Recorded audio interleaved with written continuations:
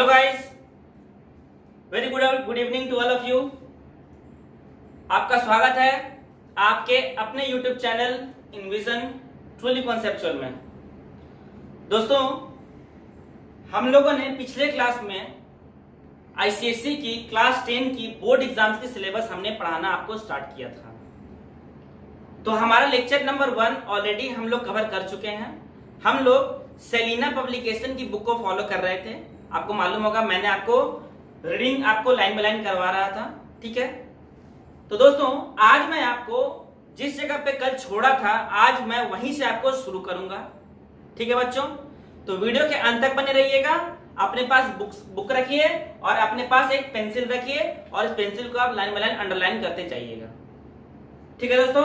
किसी भी लाइन में अगर कोई भी कभी प्रॉब्लम आती है तो आप कमेंट बॉक्स में लिख दीजिए, मैं उसके नेक्स्ट वाली वीडियो में आपको मैं उसका आंसर दे दूंगा, ठीक है बच्चों। तो चलिए हम लोग शुरू करते हैं। आज हम लोग स्टार्ट किए थे फोर्स वाली चैप्टर, आपको याद होगा। तो फोर्स वाली चैप्टर में दोस्तों हम लोगों ने क्या क्या पढ़ा था?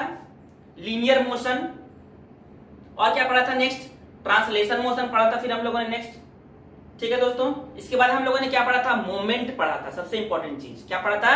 मोमेंट। और हम लोग मोमेंट की एक एग्जांपल देख रहे थे, वो डोर वाली, ठीक है दोस्तों। तो मैंने क्या बताया था आपको? वो डोर वाला क्या बताया था मैंने आपको कि सपोज अगर ये कोई भी एक डोर है, आपको इस तरह से अगर खोलनी है, इस तरह यहां पे इस जगह पे क्या है? हिंज है। तो मैंने क्या बताया था कि आप जितना दूर जाओगे आपको उतना कम एफर्ट लगाना पड़ेगा इस डोर को खोलने के लिए। और किससे दूर?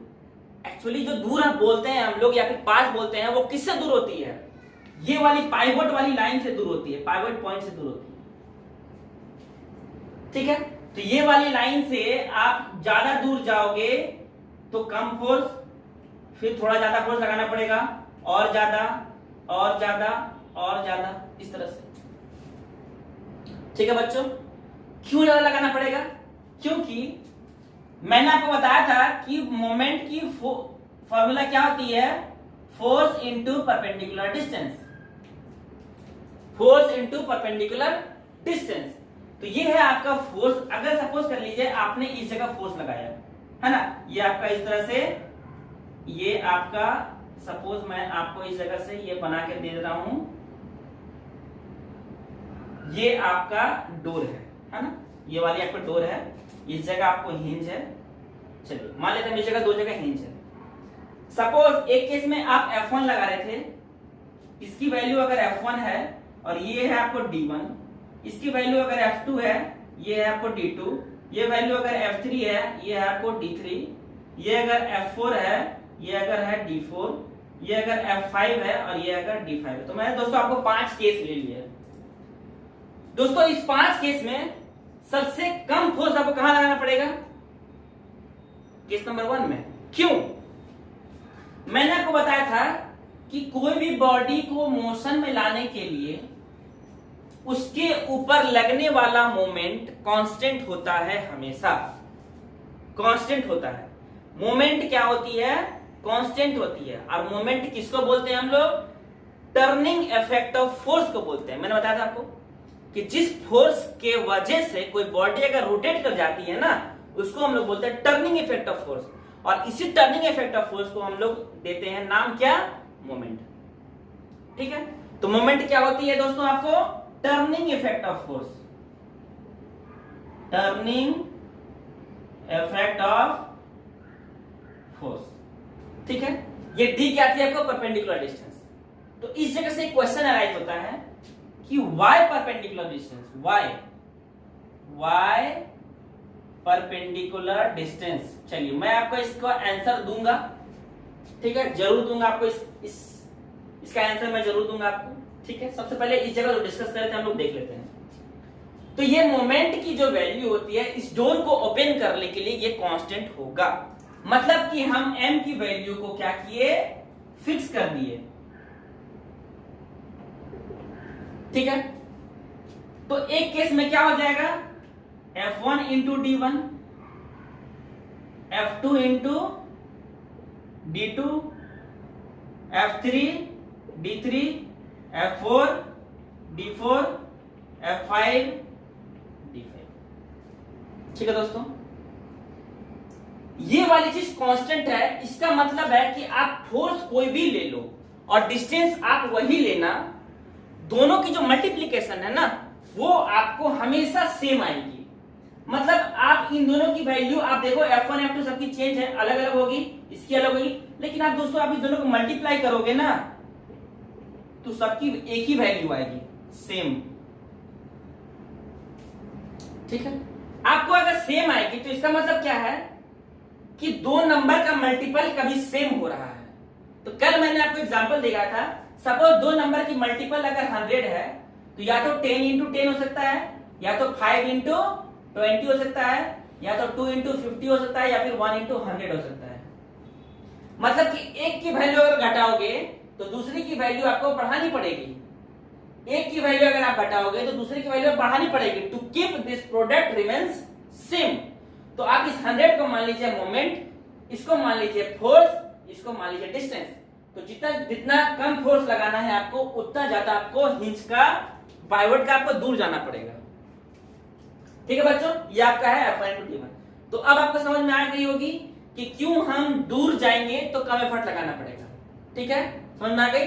चलिए अब हम लोग दूसरा एक इसका क्वेश्चन एक मैंने और अराइज किया, व्हाई परपेंडिकुलर डिस्टेंस। दोस्तों ये परपेंडिकुलर डिस्टेंस का जरूरत क्या है, क्यों परपेंडिकुलर डिस्टेंस हम ले सकते हैं क्या? ऐसा कुछ कहीं लिखा हुआ है परपेंडिकुलर डिस्टेंस? बुक में तो दिया हुआ है, बट उसकी कोई रीजन होनी चाहिए ना परपेंडिकुलर डिस्टेंस क्या है। ध्यान से सुनिएगा दोस्तों, इस मोमेंट को अप्लाई करने का हम लोग के पास सबसे फिजिकल इंपॉर्टेंस क्या है, या फिर फिजिकल आप ऐसा सोच लीजिए कि हम लोग को चाहिए क्या कि जितना कम से कम हम फोर्स लगा सके तब हमारा एनर्जी वेस्टेज क्या होगा, कम होगा। तो कितना कम से कम आपको फोर्स लगानी है। ठीक है दोस्तों, आप एक चीज ध्यान दीजिए, मैं आपको एक डायग्राम बना के दिखाता हूं। आपने वो देखा होगा जो रेंज होता है, हिंदी में रेंज बोलते हैं, और दोस्तों इंग्लिश में उसको, ये वाले आप देखे हैं, आप पहले फिगर देख लीजिए इसको,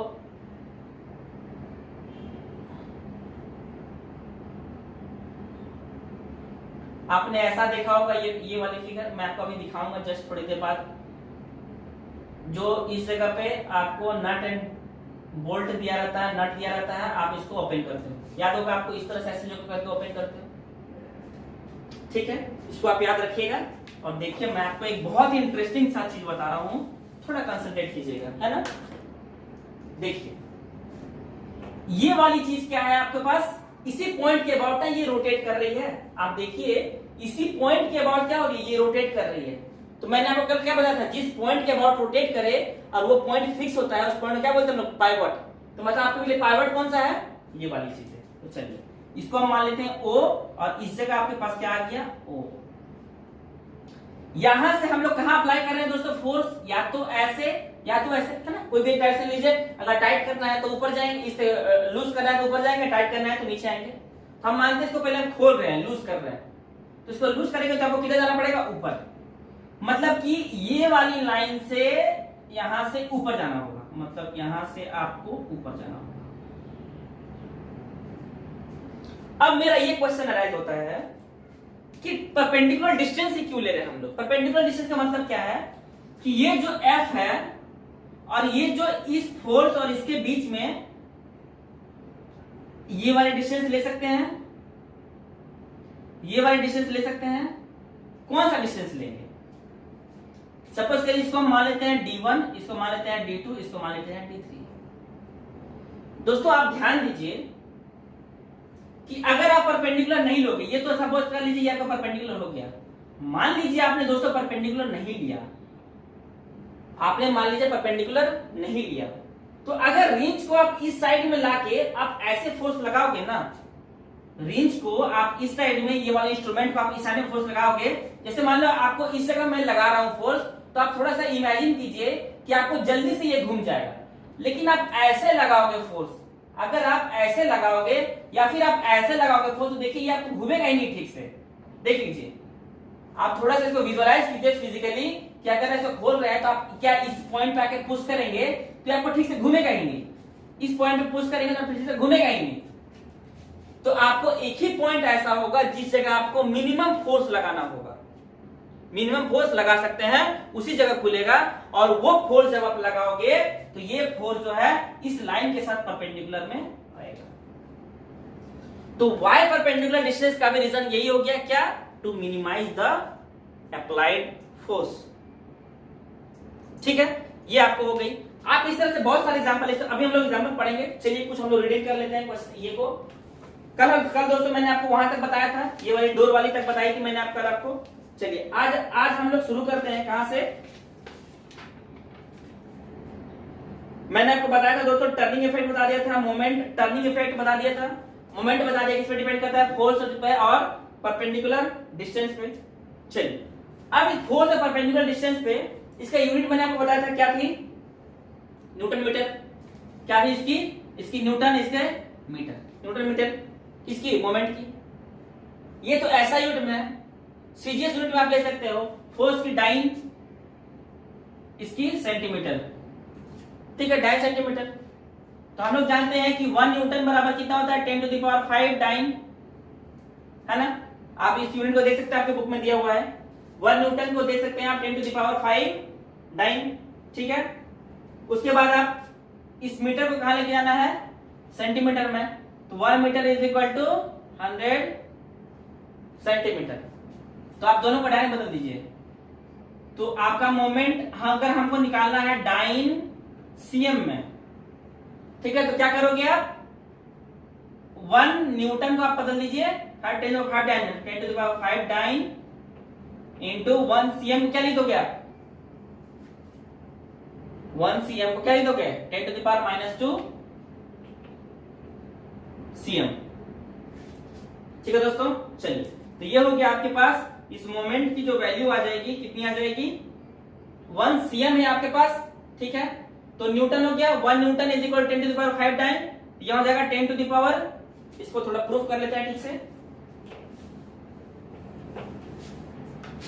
देखिए आपको क्या दे रखा है? Moment is equal to force into displacement होता है, डिस्टेंस होता है।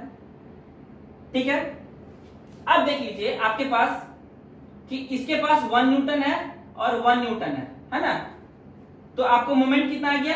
1 न्यूटन मीटर। याद रखिए, जब फोर्स आपका 1 न्यूटन और डिस्टेंस आपका 1 न्यूटन, तो दोनों को डिस्टेंस आपका 1 मीटर, तो आपको मोमेंट कितनी आ जाएगी? 1 न्यूटन मीटर।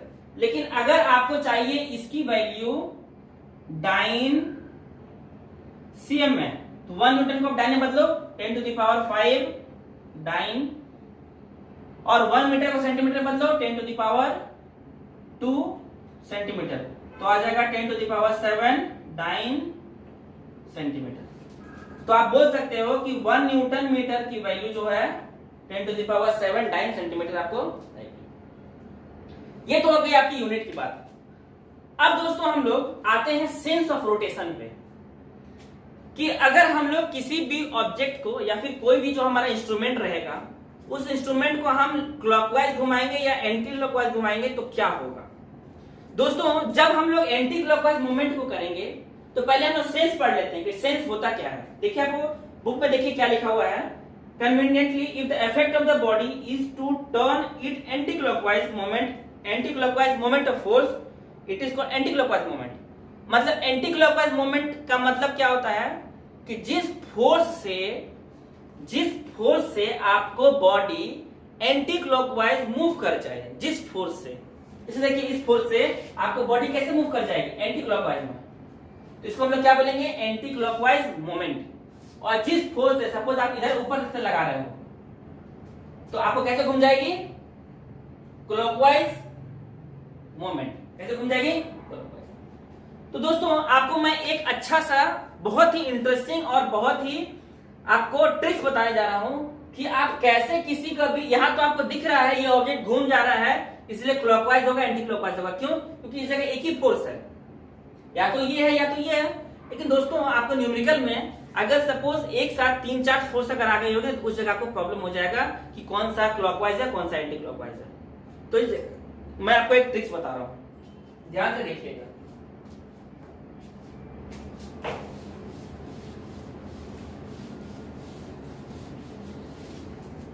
देखिए आपको ध्यान देना है बस ये पाइवट पॉइंट। क्या ध्यान देना है? Pivot point. लेफ्ट हैंड को कहां रख लीजिए आप? पाइवट पॉइंट पे। तो आपको देखना है पाइवट पॉइंट के ऊपर। राइट हैंड कहां रहेगा? जिस जगह आप फोर्स को अप्लाई कर रहे हो। तो इस पाइवट पॉइंट के अबाउट ये जो फोर्स है, अगर सपोज हम ऊपर लगा रहे हैं तो इस पॉइंट के अबाउट ये फोर्स किधर जा रहा है? ऐसे जा रहा। देखिए, तो इस पॉइंट को आप मान लीजिए एक सेंटर ऑफ सर्कल। आप इसको मान लीजिए एक सेंटर, इस पाइवट पॉइंट को मान लीजिए एक सेंटर ऑफ सर्कल। चलिए मान लिया हमने। मान लेते हैं फोर्स हम यहां से लगा रहे हैं। किधर लगा रहे हैं? ऊपर। तो अगर ऊपर लगा रहे हैं तो ये ऐसे जाएगा। देखिए, तो ये सर्कल, ये पॉइंट, ये उसका सर्कल। देखिए क्या बन जाएगा आपके पास? Anti clockwise. तो आपको अबाउट कौन सा पॉइंट देखना है? पाइवट पॉइंट देखना है, बस सिंपल।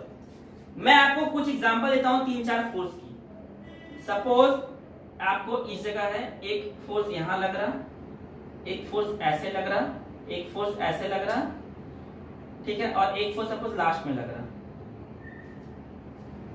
चलिए अब समझ देखते हैं किसमें किसमें एंटी क्लॉकवाइज है, किसमें क्लॉकवाइज है। मान लीजिए हम पहले इस फोर्स को अप्लाई करते हैं, इस फोर्स की वजह से देखते हैं। तो आपको पाइवट पॉइंट है तो लेफ्ट हैंड को कहां रख लेना है? पाइवट पॉइंट पे रख लीजिए। और फोर्स कहां लगाना है आपको? यहां पर। तो आप इसको ऐसे करके घुमाइए, क्या मिलेगा आपको? देखिए, पाइवट पॉइंट के अबाउट, पाइवट पॉइंट के अबाउट में ये फोर्स क्या कैसे घूमेगा आपको? क्लॉकवाइज। मतलब यहां क्या मिलेगा आपको? क्लॉकवाइज। चलिए, इस पॉइंट के अबाउट आप इसको देख लीजिए, क्या है आपको? क्लॉकवाइज। यहां भी क्या हो जाएगा? Clockwise movement. इस लाइन के अबाउट इसको देख लीजिए, आप कैसा मिलेगा? क्लॉकवाइज। आपको आना किधर है? आपको इधर नहीं जाना है दोस्तों, आपको किधर लाना है? इस पाइवट पॉइंट को अपने अंदर ले लेना है। ये जो आपको सर्कल, इस तरह से इमेजिनरी सर्कल ड्रॉ होगा ना, ये आपको पाइवट पॉइंट को अंदर ले लेना है। ऐसे ऐसे सोचिए, क्या आपको आ जाएगा? क्लॉकवाइज। इसके लिए देखिए, आप इसको अंदर कैसे लोगे? ऐसे, ये आ जाएगा इस पॉइंट के अबाउट ऐसे। या क्या हो जाएगा? ये ठीक है। तो ये जब आपका बहुत सारा फोर्स आ जाएगा तब ये सब हम लोग डिस्कस करेंगे न्यूमेरिकल में, ठीक है। चलिए अब हम लोग पढ़ते हैं। तो एंटी क्लॉकवाइज मूवमेंट और क्लॉकवाइज मूवमेंट को आपने ले लिया है ना। तो देखिए, हम लोग एंटी क्लॉकवाइज मूवमेंट और क्लॉकवाइज मूवमेंट को हम लोग कुछ एक प्लस और माइनस साइन से डिनोट करते हैं। तो आप याद रखिएगा कि क्लॉकवाइज मूवमेंट को हम लोग प्लस नेगेटिव लेते हैं, क्लॉकवाइज को हम लोग नेगेटिव कंसीडर करते हैं, और एंटी क्लॉकवाइज को हम लोग पॉजिटिव कंसीडर करते हैं। ये साइन कन्वेंशन आप याद रखिएगा, ठीक है। चलिए हम लोग ड्रॉ करते हैं आगे। अब देखिए आपके पास क्या है, ये लिखा हुआ है कि आपको पेज नंबर 3 में देखिए क्या लिखा हुआ है। On applying a force on a pivoted point the direction of rotation depends on. Very good. क्या बोला है कि अगर हम लोग ऑन अप्लाइंग अ फोर्स, एक फोर्स को अगर हम लोग अप्लाई कर रहे हैं कहां पर? कोई भी बॉडी के ऊपर, और वो बॉडी क्या है आपको? पाइवोटेड है। ध्यान से देखिएगा इस जगह फिगर, ठीक है। आप इस जगह देखिएगा फिगर, आपके पास क्या दिया हुआ है? सपोज ये आपके पास दो केस मैं ले रहा हूं, या कोई व्हील है और ये व्हील को इस जगह आपने क्या कर दिया? अटैच कर दिया। तो दोस्तों आपके पास क्या फैक्टर होता है? 2 फैक्टर, F होता है और क्या होता है? तो बोलता है कि on applying the force on the pivoted point is direction of rotation. मतलब कि इसका रोटेशन जो है, ये यहां पर पाइवोटेड है, इसका रोटेशन 2 फैक्टर पर डिपेंड करेगा। पहला फैक्टर क्या बोला है आपको? कि the point of application of force. Exactly पहला पॉइंट क्या बोला आपको? First point of application of force, ठीक है। Point of application of force. तो देखिए कैसे इसका डिपेंड कर जा रहा है। डिपेंड मतलब कि आपको ये फोर्स कहां लगानी है? पॉइंट ऑफ एप्लीकेशन, अलग अलग पॉइंट पे। देखते हैं सेंस ऑफ रोटेशन चेंज होता है कि नहीं। मान लीजिए अगर हम इसको यहां पर लगाए तो ये कैसे घूम जाएगी? इस तरह से। लेकिन यही दोस्तों आप इसको छोड़ के अगर आप यहां लगा दोगे इस तरह से, तो ये कैसे घूम जाएगी? तो हो गया ना सेंस ऑफ रोटेशन अलग। ठीक है, तो इसलिए बोला sense point of application of force. चलिए दूसरा आपको दिया हुआ है कि पॉइंट ऑफ एप्लीकेशन दो, सेकंड आपको क्या दिया हुआ है देख लीजिए, डायरेक्शन ऑफ फोर्स। तो फोर्स का डायरेक्शन पे भी डिपेंड करेगा कि रोटेशन कैसा होगा। किसी ने मान लीजिए, ये मैं पहला केस आपको सॉल्व कर दिया, दूसरा केस देखिए, कोई अगर सपोज कर लीजिए आपको पॉइंट यही है, एक ही पॉइंट है ना, इस पॉइंट पे अगर किसी ने ऐसे फोर्स लगाया तो ये कैसे रोटेट कर जाएगी, इस तरह से। लेकिन इसी फोर्स से किसी ने आया और ऐसे लगा दिया फोर्स आपको, तो ये कैसे रोटेट कर जाएगी। तो पॉइंट ऑफ एप्लीकेशन देखिए वही है, लेकिन आपको क्या चेंज हो जा रहा है, डायरेक्शन चेंज हो जा रहा है। ठीक है, तो पॉइंट ऑफ एप्लीकेशन आपके पास वही है, डायरेक्शन क्या हो रहा है, चेंज हो जा रहा है। तो दूसरी चीज क्या हो गई आपको कि डायरेक्शन ऑफ फोर्स से भी क्या होगा, आपको सेंस ऑफ रोटेशन क्या हो जाएगा, डिफरेंट। तो रोटेशन को चेंज करने के लिए दो फैक्टर होते हैं, या तो आप फोर्स का पॉइंट ऑफ एप्लीकेशन चेंज कर दो, या तो आप पॉइंट ऑफ एप्लीकेशन सेम रखो और फोर्स की डायरेक्शन आप बदल दो, जो मैंने इस जगह पे किया। चलिए ये हो गया आपका दोनों चीज। अब आपका दिया हुआ common example of movement. Common example देखिए आपको बहुत इंटरेस्टिंग आएगा। सबसे देखिए पहला एग्जांपल आपको डोर का दिया हुआ है, मैंने आपको डोर को तो बता ही दिया है, आप रीड कीजिएगा इसको। ठीक है, उसके बाद आप देखिएगा कि क्या लिखा हुआ है, the upper circular stone of a hand floor grinder is provided with a handle near its rim at the maximum distance so that it can easily be rotated about the iron point at the center by applying the small force at the handle। दोस्तों आपने याद रखा होगा कि कभी आप गांव गए होंगे या फिर कहीं पर भी, अभी तो नहीं मिलती ऐसे देखने को, लेकिन आप कहीं पर भी अगर गए होंगे इस तरह से, तो आपको एक छोटा सा दिखा होगा। पहले के जमाने में लोग क्या करते थे कि अभी तो वो मशीन आ गई है, वो गेहूं को ये ग्राइंड करने के लिए, व्हीट जो होता है हम लोग को इसको ग्राइंड करने के लिए एक मशीन आ गई है अभी। लेकिन जब पहले के जमाने में क्या होता है दोस्तों कि आपको एक बहुत भारी सा स्टोन इस जगह रखा रहता था, उसको हम लोग इस जगह पे पाइवोट कर देते थे जमीन पर, ऐसे है ना, फ्लोर पर पाइवोट कर दिए। इस पाइवोट करने से दोस्तों आपको इस तरह से एक चीज निकला हुआ रहता था, मैं थोड़ा आपको दिखाता हूँ फिगर में, है ना।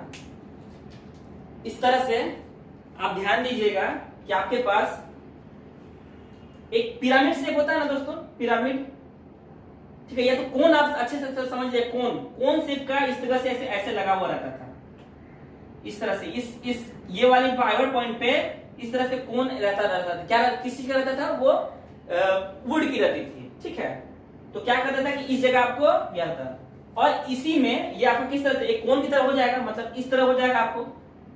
तो ये वाली जो पॉइंट है ना, ये आपको एक और भारी सा स्टोन लगा रहता था, और सपोज कीजिए ये आपका एक स्टोन है और इसी के ऊपर एक और स्टोन ऐसे रहता था, ऐसे एक स्टोन ये जो पाइवट पॉइंट है किससे, अर्थ से, और दूसरी स्टोन क्या है, ये है जो पाइवट जो किससे अटैच है, जो कोन से जो निकल रहा था ना।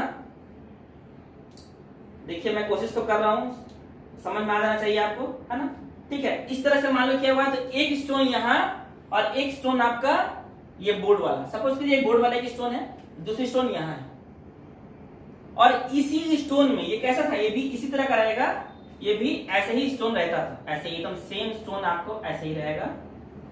ये तो मैं इसमें बता दे रहा हूं, है ना। तो ये सेम स्टोन में इस जगह आपको एक इस जगह मतलब वुड लगा रहता था, जिसको पकड़ के हम लोग इस तरह से ऐसे घुमाते थे।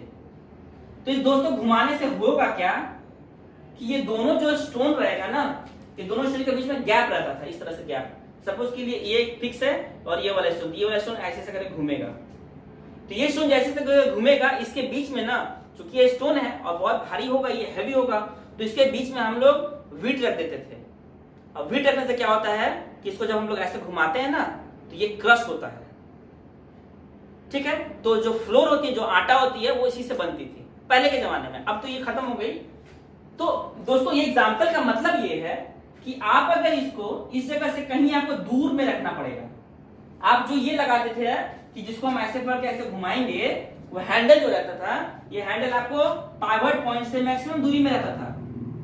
अब देखिए इसका मैक्सिमम दूरी कितना होगा, यही होगा ना, आगे थोड़ी जा सकते हैं। अब तो यहां पर आपको दी रहती थी ऐसे हुक, और आप इसको पकड़ते थे ऐसे करके। ये तो मैं 2D फिगर है इसलिए मैं बोर्ड में ऐसे बना दे रहा हूं, बट ये एक्चुअली ऐसे रहता है, ठीक है। तो इसको पकड़ के आप ऐसे घुमाते थे, तो कम फोर्स लगती थी कब, जब वो कहां रहती थी आपको मैक्सिमम डिस्टेंस। चलिए ये हो गया आपका। नेक्स्ट हमारा एग्जांपल इस तरह लिखा हुआ है, व्हील वाली, स्टीयरिंग व्हील वाली। आपने देखा होगा दोस्तों, कभी अगर आपने इस तरह फील किया कि जो ट्रक वाली जो स्टीयरिंग होती है वो थोड़ी उसकी डायमीटर ज्यादा होती है। सपोज ये आपको ट्रक वाली स्टीयरिंग है, इसकी डायमीटर इतनी है, तो जो कार वगैरह वाली जो स्टीयरिंग होती है ना दोस्तों, वो क्या होती है आपको कम होती है, इतनी छोटी होती है इससे कंपेरिजन में, ठीक है। कार वाली स्टीयरिंग क्या होती है, छोटी होती है। क्यों होती है इस जगह छोटी, इसका रीजन ये है कि देखिए दोस्तों, दोनों में हमको फोर्स लगाना है, तो डिस्टेंस जहां ज्यादा होगा वहां पर हमको एफर्ट क्या होगा, कम लगाना पड़ेगा। तो मान लीजिए आपके पास हैवी ट्रक है, आप ट्रक को अगर रोटेट कर, मतलब अगर उसको आप घुमा रहे हो किसी टर्निंग पॉइंट में, तो आपको कम एफर्ट लगाने से वो घूम जाना चाहिए, इसलिए उसको स्टीयरिंग क्या होती है, बहुत बड़ी होती है। क्योंकि जो ड्राइवर होते हैं वो कहां पकड़ते हैं, इस तरह से ऐसे पकड़ते हैं, तो फोर्स कहां लगाते हैं, टेंजेंशियली यहां फोर्स लगाते हैं ना, ऐसे करके और ऐसे फोर्स लगाते हैं,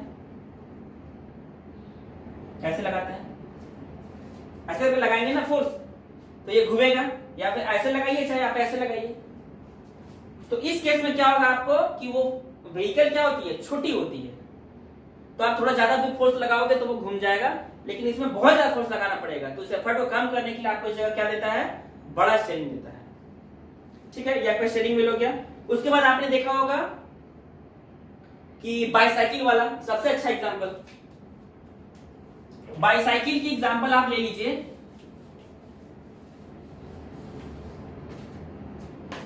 आपके पास दो व्हील्स होती है, एक व्हील जिसके पास आप पेंडल लगाते हो, पेंडल जिसको बोलते हैं, है ना, ठीक है। और एक इसकी जो आपको चेन है वो एक छोटे वाले से अटैच होती है। कभी आपने देखा होगा साइकिल में, ये आपको ऐसे ऐसे करके इस तरह से अटैच रहती है।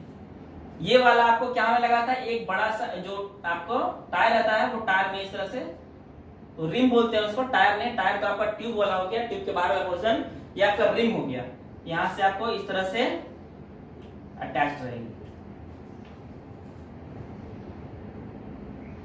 ठीक है दोस्तों। चलिए इसका क्या लिखा देखिए पड़े, in bicycle to turn the rear wheel anti clockwise. Real और फ्रंट कौन सा होगा, ये आपको रियर व्हील हो गई पीछे वाली, और ये आपको front wheel. Rear wheel, a small force is applied on the foot pedal और at the two third wheel of a size bigger than the rear wheel. ये आपको रियर व्हील क्या है, आपको छोटा है, और ये फ्रंट व्हील क्या है, आपको बड़ा है। तो अगर आपको इसको घुमाना है तो पहले आप क्या करते थे, इसको घुमाते हो, तो इसको घुमाते हो तो ये आपका घूमता है, ठीक है। अब दोस्तों आपको पेडल जो है वो यहीं पर क्यों दी गई, जो पेडल होती है वो पेडल आपको यहीं क्यों दी गई, इसमें क्यों नहीं दी गई, या फिर ऐसा कुछ अरेंजमेंट क्यों नहीं बनाया गया कि ये बड़ा वाला जो है यहां रह जाए और छोटा वाला यहां रह जाए, क्या ऐसा पॉसिबल नहीं था। कंस्ट्रक्शन तो कर सकते हैं ना हम लोग, लेकिन ऐसा क्यों नहीं, इसलिए क्योंकि आपको एफर्ट लगाना कहां है, इस पेडल के ऊपर, मतलब ये वाली सर्कल के ऊपर आपको एफर्ट लगाना है। तो जब दोस्तों आप ये सर्कल के ऊपर एफर्ट लगाओगे तो ये सर्कल में आपको मैक्सिमम डिस्टेंस जब तक नहीं मिलेगा तो आपका एफर्ट रहेगा वो कम कैसे होगा। हम लोग क्या जानते हैं कि F लेस D ग्रेटर, तो F लेस और D ग्रेटर, तो जब तक D ग्रेटर नहीं होगा, D मतलब डिस्टेंस, अब डिस्टेंस कब ग्रेटर होगा, जब उसका डायमीटर बड़ा होगा। इसलिए जो पेडल होती है, पेडल के पास जो आपको व्हील दी रहती है, उस व्हील का डायमीटर क्या होता है, बड़ा होता है। चलिए ये आपका ये एग्जांपल हो गया, ठीक है। ये सब आपको वाई में पूछेगा दोस्तों, आपको रीजन में पूछेगा कि साइकिल वाली की क्यों ऐसे होती है ना, ये मैंने आपको अच्छे से बता दिया, ठीक है। नेक्स्ट आपका दिया हुआ है ये वाला स्पैनर, इसको बोलते हैं स्पैनर, है ना, ये है आपका स्पैनर, ये तो मैंने आपको बता ही दिया। कि स्पैनर में क्या लिखा हुआ है, हैंडल होता है, फोर्स कहाँ लगाता है, large moment by applying A small force normally at the end of the handle. आप देखिए कि कोई भी आपको पकड़ के इस जगह हैंडल को आपको लास्ट में पकड़ के वो ऐसे करके घुमाता है। जो भी मैकेनिक होते हैं वो यहाँ पर पकड़ के घुमाते हैं, ना कि बीच में। क्यों? क्योंकि इस जगह क्या होगा, डिस्टेंस ज्यादा होगा। डिस्टेंस ज्यादा मतलब फोर्स कम मींस एफर्ट कम, तो कम एनर्जी लॉस होगा। ठीक है, ये हो गया आपका। उसके बाद आपने देखा होगा screw jack, very good example. Screw jack में आपने देखा होगा कि screw jack used to lift a heavy load, such a vehicle has a long arm so that less effort is applied to rotate so that to raise the lower the jack।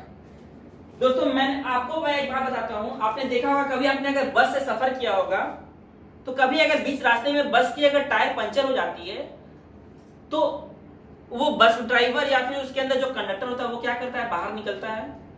वो stepney एक होता है उसके पास, tyre की एक और stepney होती है, उसको एक टायर जो खराब हो गया उसको निकाल के हटाता है और वो बड़ा वाला टायर जो स्टेपनी टायर है, मतलब जो अच्छी वाली टायर है, उसको वहां पर लगाता है।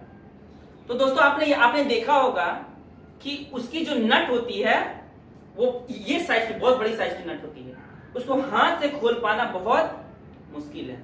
तो आपने देखा होगा कि वो एक अंदर से रॉड निकालता है कंडक्टर, और वो रॉड कैसा होता है, ये इतना बड़ा रॉड इस तरह से आपको दिया रहता है, हेक्सागन की होती है वो वाली चीज, है ना। और ये रॉड आपको इतना बड़ा होता है, बहुत लंबा रॉड होता है। और क्या करता है कि ये टायर है, ये जगह मान लो आपके पास क्या है, वो नट है, ठीक है, बोल्ट है, नट है आपके पास। इस नट को अगर खोली रहती है तो आपने देखा होगा कि इस जगह वो कंडक्टर खड़े हो जाएगा और इसको खड़ा होकर इस तरह से करके जंप करके इसको पुश करता है। तो दोस्तों मेरा क्वेश्चन ये है कि आपको इतनी बड़ी क्यों दी जाती है? क्योंकि ये जितना बड़ा होगा उतना इसको कम फोर्स लगाना पड़ेगा इसको घुमाने के लिए। अब आप ऐसा भी मत बोल दो कि इसको इतना बड़ा कर दिए कि अगर ये कंडक्टर यहां चढ़ा, अगर इसके पास चढ़ गया बस ये क्या हो गया, बेंड हो गया। इतनी बड़ी नहीं, वो कंस्ट्रक्शन होती है उसकी, है ना, मेजरमेंट होता है, उससे इसके हिसाब से इसको बनाया जाता है। ठीक है दोस्तों, तो चलिए आज हम लोगों ने बहुत अच्छी और इंटरेस्टिंग टॉपिक हम लोगों ने डिस्कस किया है। तो दोस्तों आज हम लोग यहीं तक रखते हैं।